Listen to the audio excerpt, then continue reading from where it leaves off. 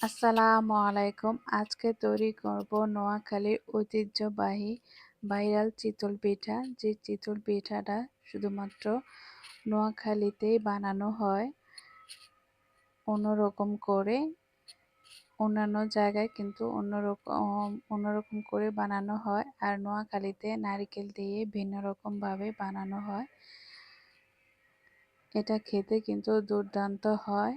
আপনারা আমার পেজে নতুন হয়ে থাকলে পেজটা ফলো করে রাখবেন, এবং চ্যানেলে নতুন হয়ে থাকলে চ্যানেলটা সাবস্ক্রাইব করে রাখবেন। তো আমি এই চিতল পিঠাটা বানানোর জন্য প্রথমে নিয়ে নিচ্ছি পোলাও চালের গুঁড়া। এটা আমি বাসায় তৈরি করেছি, তার দেড় কাপের মতো। তারপর দিয়ে দিচ্ছি 1 চামচ বেকিং পাউডার, হাফ চামচ বেকিং সোডা দিয়ে আমি চেলে নিয়েছি। এখন দিয়ে দিচ্ছি 1 চামচ ইস্ট আর সামান্য পরিমাণে লবণ দিয়ে ভালো করে মিশিয়ে 1 কাপ দিয়ে দিচ্ছি লিকুইড দুধ। লিকুইড দুধ দিয়ে ভালো করে মিশিয়ে নিয়েছি। এখন আমি দিয়ে দিচ্ছি হাফ কাপের মতো নারিকেল। নারিকেলটা দেওয়ার কারণে এই পিঠাটা খেতে অনেক বেশি ভালো লাগে। প্রতিটা কামড়ে কামড়ে নারকেল লাগে, অনেক ভালো লাগে খেতে।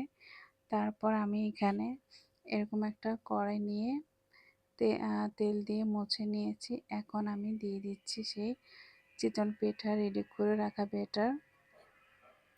ব্যাটারটা দিয়ে আমি 2 মিনিটের মতো ডেকে রেখেছিলাম। মাশাআল্লাহ, কত সুন্দর হয়েছে! প্রতিটা পিঠায় জালি জালি হয়েছে, দেখতেই পাচ্ছেন। খেতেও মাশাআল্লাহ অনেক বেশি মজা হয়েছে। আমি এখানে একটি ভেঙে দেখাচ্ছি কতটা সফট হয়েছে, কতটা পারফেক্ট হয়েছে পিঠাটা। আমি এখন পিঠাটা নারকেল এবং খেজুরের মিঠাই দিয়ে পরিবেশন করছি। নোয়াখালীতে শুধুমাত্র নারকেল এবং মিঠাই দিয়ে এই পিঠাটা পরিবেশন করা হয়।